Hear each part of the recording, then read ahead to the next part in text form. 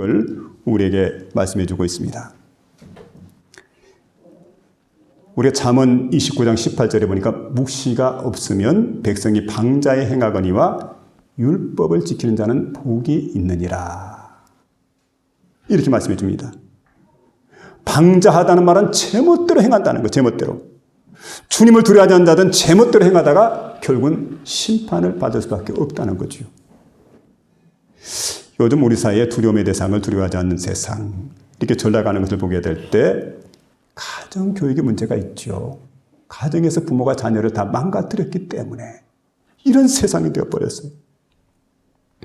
요즘 우리가 여러분 법을 지켜야 됩니다.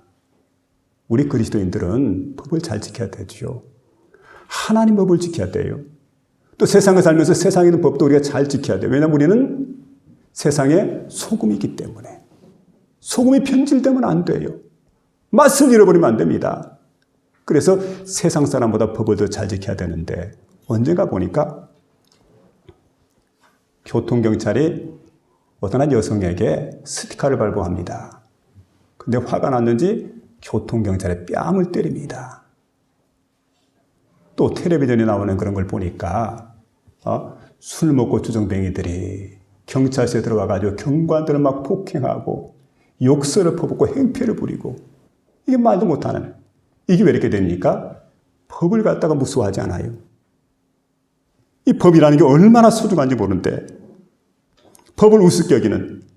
그러니까 여러분 이런 세상을 살아가면서 사람들이 하나님을 두려워할 줄 모른다는 거지요. 하나님이 얼마나 엄하신 분입니까? 그리고 내가 믿음의 사람이라면 하나님을 경외하는 마음, 두렵고 떨리는 마음으로 섬기고자 하는 그런 마음을 우리가 가져야 되는 거지요. 여러분, 하나님을 우습게 여기는 사람이 있습니다. 만홀히 여기는 사람이 있습니다. 그리고 하나님을 자신의 하인 무리들 하려고 하는 사람이 있습니다. 어떤 사람은 하나님을 나무라고 호통치고 빨리 응답해내라고 막 협박하고 별의별 사람이 다 있어요. 여러분, 하나님 없는 것처럼 이렇게 행동하는 사람들입니다. 근데 여러분, 하나님을 경외하는 사람은 누구일까요? 최선을 다해서 하나님께 예배하는 사람입니다. 아브라함은 하나님을 믿었습니다. 그리고 하나님 명령을 소중히 여기고 그 명령에 순종을 합니다. 아브라함아, 예 하나님, 너 내 사랑하는 독자 이삭 있지? 예, 있습니다. 그 독자 이삭을 모리아산에다가 제물로 바쳐라. 그거 얼마나 어려운 일입니까? 근데 아브라함은 사랑하는 아내 사라에게 가서 여보, 내가 어제 하나님의 음성을 들었는데 하나님이 글쎄 사랑하는 독자 이삭을 모리아산에다 제물로 바치래. 눈에 넣어도 아깝지 않은 그런 아들인데 하나님이 그런 명령을 내린 거야. 그렇게 의논하지 않았던 거지요. 왜냐하면 의논해봤자 반대할 거니까. 그 아들을 데리고 사흘길을 뚜벅뚜벅 걸어갑니다. 가슴이 천갈래 만갈래 찢어져 내리죠. 근데 사랑하는 그 아들을 갖다가 하나님께서 지금 제물로 받으시기 원하기 때문에 그 아들을 대신 지금 제물로 드리기 위해서 모리아산에 지금 올라갑니다. 그리고 믿음으로, 그리고 하나님께 순종하는 마음으로 모리아산까지 올라갑니다. 그리고 장작더미를 버려놓고 그 위에 자신보다도 체격이 좋죠. 이제 성장해서 그런 아들 이삭을 갖다 묶어가지고 그렇게 제물로 올려둡니다. 칼을 들었습니다. 그리고 칼을 빼서 내려치고 하는 그 순간에 창세기 22장 12절에 이렇게 말씀해 주고 있습니다. 하나님께서 말씀하시오. 아브라함아, 내가 나를 경외하는 줄 이제야 내가 알아노라. 내가 나를 경외하는 줄. 이게 뭡니까? 하나님을 공경하고 하나님을 두렵게 여긴다는 것을 이제 내가 알아노라. 여러분, 하나님을 의식하는 사람들, 하나님을 경외하는 사람들은 죄와 시험을 이기게 됩니다. 요셉이 그러지요. 요셉 앞에 큰 시험이 닥쳐왔습니다. 보디발의 아내, 이 아내가 날마다 요셉에게 눈길을 줍니다. 막 계속해서 이상한 행동을 하고 이 요셉을 갖다 자꾸 이렇게 이끌어들이고 그러면서 요셉과 동침하려고 하지만 요셉은 그때마다 하나님을 생각하는 겁니다. 그리고 결정적인 기회가 온 거예요. 그리고 그냥 미스터 요셉, 사랑하는 요셉 그러고 그냥 그를 갖다 이렇게 계속 유혹을 하는데 결정적인 그 순간에 요셉이 생각을 하지요. 내가 하나님 앞에 어떻게 득지하리요? 여러분, 눈에 보이지 않잖아요. 우리 앞에 당장 나타나지 않잖아요. 그런데 그럼에도 불구하고 요셉은 생각합니다. 하나님은 살아계신 분이다. 하나님은 나와 동행하신 분이다. 하나님은 나를 감찰하신 분이다. 그 하나님 앞에 내가 어떻게 득지할 수 있을까? 그리고 내가 하나님 앞에 어떻게 설 수가 있을까? 부끄러운 모습으로. 그래서 요셉은 여러분, 눈 한번 깜빡하게 되면 또 젊은 혈기에 또 얼마나 정욕이 강한 그런 것이깁니까? 뭐 짜릿하게 범죄하고 뭐 출세길 열리게 되고 얼마나 좋아 세상적으로 보면. 그러나 이게 하나님 뜻이 아니다. 하나님 경외하는 내가 이렇게 살 수가 없지 생각을 하고는 거절. 그리고 자신은 모든 걸 다 잃어버리잖아요. 그리고 감옥에 들어가서 억울한 감옥살이를 하게 됩니다. 분통 터질 일이죠. 억울한 일이죠. 여러분, 예수 믿는다는 게 반드시 철새만이 아니더라고요. 하나님 섬긴다는 게 만사형통이 아니더라고요. 이렇게 어렵고 힘든 시간들이 올 때가 있습니다. 그러나 여러분, 중요한 건 뭡니까? 그 하나님 앞에 내가 어찌 득지하리요? 그리고 끝까지 믿음을 지켜나가는 그런 모습입니다. 이게 믿음의 사람이죠. 요즘 죄를 물 마시듯 마시면서 양심의 일말의 가책도 없이 행동하고 말하는 사람들이 너무 많습니다. 결코 하나님은 이런 사람들에게 복 줄 수가 없습니다. 다시 한번 여러분 이 말씀 생각하면서 하나님을 경외하는 저와 여러분 될 수 있기를 주의 이름으로 부탁을 드립니다. 세 번째는 성령의 위로로 진행하는 교회였다. 이걸 말씀해 주게 되는데, 성령의 위로로 진행하는 교회. 하나님의 성령이 여러분 온 유대와 갈릴리와 사마리아에 지금 임하고 있습니다. 그런데 하나님의 성령이 사마리아에 임하게 될 때, 자, 이런 일이 있었습니다. 사마리아에 제자들이 내려가서 하나님의 말씀을 전했습니다. 그 말씀을 전했는데 많은 사람들이 말씀을 받게 됐는데 지금 계속해서 이런 역사가 일어나고 있다는 얘기를 지금 예루살렘 중심부에 있던 사람들, 제자들이, 사도들이 지금 듣게 됩니다. 그래서 그들을 도우려고 내려갑니다. 내려가서 그들에게 물었습니다. 너희가 믿을 때 성령을 받았느냐 하고 물어봤더니 우리는 성령이라고 하는 이야기도 들어본 적이 없다. 자, 그럴 때 복음을 자세히 풀어서 그들에게 설명을 하게 됩니다.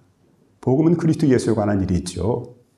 그리고 이제 그 다음에 성령을 받기를 간절히 기도했더니 사마리아에 있는 모든 사람들이, 거기에 모인 사람들이 다 같이 성령을 받게 되는 놀라운 역사가 사마리아에 일어나게 되었다는 거죠. 그리고 지난날 사마리아에서 하나님 복음을 전했던 빌립 집사가 있습니다. 그때 어떤 날 하나님의 성령이 빌립 집사에게 임하더니 빌립 집사를 그 가사에 있는 광야로 인도하게 됩니다. 사마리아에서 가사까지, 그러니까 지중해 해안이 있죠. 이쪽 근처니까 한 100km 정도 떨어집니다. 먼 길인데 하나님의 성령이 그를 인도할 때 그는 성령에 순종을 합니다. 그래 가서 보니까 사람이 아무도 없어요. 그냥 광야입니다. 근데 그 광야에 어떤 사람이 채비를 갖추고 그러고 이제 그 마차를 타고 지나가는 그런 모습을 보게 되죠. 근데 마차에 앉아가지고 뭔가를 읽는데 가까이 가서 보니까 성경을 읽습니다. 두루마리 성경을. 근데 두루마리 성경을 읽는데 놀랍게도 이사야 53장에 있는 메시아에 관한 말씀입니다. 읽는 말씀을 깨닫는요 하고 부르니까, 아니 이 말씀을 해석해 주는 자가 없는데, 가르쳐 주는 자가 없는데 내가 어떻게 깨달을 수가 있겠느냐, 그게 무슨 말씀이 있느냐 하고 펼쳐보니까 예수님에 대한 얘기입니다. 이분이 바로 얼마 전에 십자가에 달리신 그리스도 예수라고. 그리고 풀어서 하나님 말씀을 전하게 될 때 그 사람이 마음을 열고 그 말씀을 받아들이게 됐죠. 그리고는 간절히 사모하는 마음이 있으니까 지나가다가 한 물 웅덩이를 발견하게 됩니다. 내가 이제는 예수 믿는 사람인데 그냥 고국인 이디오피아에 갈 수가 없다. 이 사람 이디오피아에 간다게 되시니까. 그래 그 사람에게 그 사람 원하는 바가 뭐냐고 물으니까 내게 세례를 좀 베풀어다. 그를 물속에 집어넣고 세례를 베풀게 됩니다. 그 사람이 완전히 예수를 믿는 사람이 되게 된 거죠. 그래서 여러분 빌립 집사가 그렇게 간절한 마음으로 사마리아에서 복음을 전하고 이 내시에게 복음을 전한 것처럼 이 신하도 본국에 돌아가서 하나님 복음을 전하게 되고 훗날 여러분 이집트라고 하는 나라가 이디오피아라고 하는 나라가 기독교 국가가 되잖아요. 그 엄청난 역사가 일어나는 걸 보게 됩니다. 여러분 하나님의 성령께서 하셨던 일이 마술사 시몬이 있는데 이 시몬이 돈을 주고 하나님의 성령을 사려고 그럽니다. 그때 그의 위선을 갖다가 사도들이 여전히 책망하게 되는데 하나님의 성령을 통해서 그게 바로 위선이다 하는 걸 이제 깨닫게 되는 걸 보게 됩니다. 이렇게 여러분 사마리아 교회가 붕괴되었던 원인 한번 보세요. 말씀이 있습니다. 성령이 있습니다. 표적이 있습니다. 권능이 있습니다. 그래서 여러분 하나님의 교회는 말씀과 권능과 표적과 성령의 능력에 의해서 하나님의 교회는 날마다 붕이 됩니다. 여러분 거기에 중요한 건 바로 성령이죠. 그래서 여기 보니까 성령의 위로로 진행하여 이렇게 말씀해 주고 있습니다. 보혜사 성령의 인도하심. 그 성령께서 하신 일이 있습니다. 성령은 교회의 주인입니다. 교회를 성장하게 하십니다. 건강한 교회가 되도록 성령께서 이끌어 주십니다. 교회가 핍박과 박해로 인해서 힘들고 어려울 때 말씀과 각종 이적을 통해서 교회를 격려하고 각가지 은사를 성도들에게 보여줘서 그 성도들 하여금 교회를 바로 섬기게 만드는 이게 바로 성령의 역사인 볼 수가 있습니다. 이렇게 성령은 여러분 2000년 동안 하나님의 교회를 지배한 거예요. 성령의 역사. 그래서 우리가 언제든 여러분 성령보다 앞서서는 안 돼.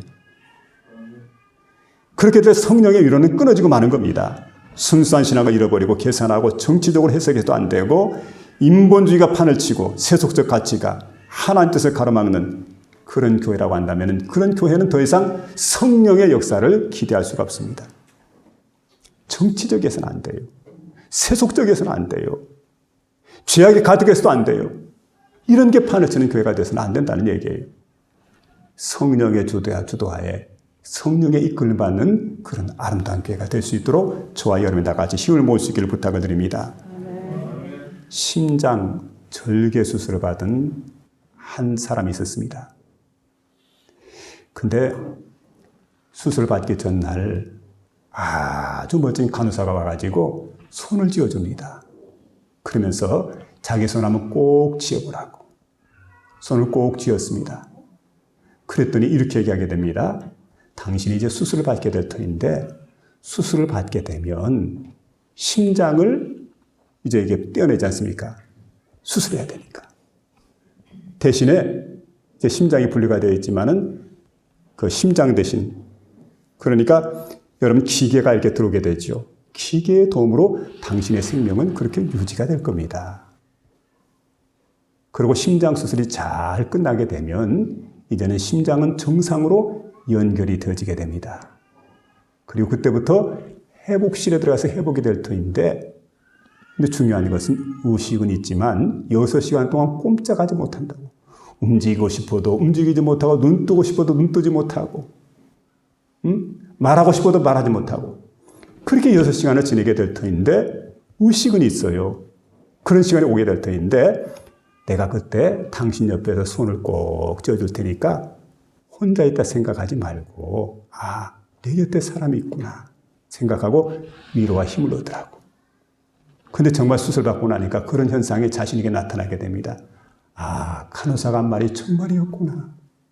여러분, 보혜사 성령님께서 하신 일이 바로 그와 같은 일입니다. 우리에게 말씀하지요. 내가 너희를 세상에서 고아처럼 버려두지 않겠다. 내가 떠나면은 너희를 위해서 보혜사 성령을 보내준다. 보혜사 성령은 내 곁에 계신 분입니다. 나를 위로해 주신 분입니다. 나와 함께 하시는 분입니다. 여러분 그 성령께서 저와 여러분과 영원히 함께 하시는 사실을 믿으며 살아가는 그런 복된 신령이 될 수 있기를 부탁을 드립니다. 이 성령의 위로로 진행해서 수가 더 많아지더라. 살아있는 생명은 성장을 합니다. 어린아이들은 부쩍부쩍 자랍니다. 여러분 살아있는 교회는 그런 교회예요. 성장하는 교회예요. 성령의 강력한 역사가 일어나는 교회. 하나님의 은혜가 강력하게 일어나는 그런 교회. 오늘 본문의 말씀 바로 그렇게 말씀하지 않습니까? 그리하여 온 유대와 갈릴리와 사마리아 교회가 평안하여 든든히 서가고 주를 경외함과 성령의 위로로 진행하여 수가 더 많아지더라. 주를 경외하는 교회, 성령의 위로가 진행하는 교회, 수가 더 많아지는 그런 복된 교회가 될 수 있기를 주의 이름으로 축원합니다.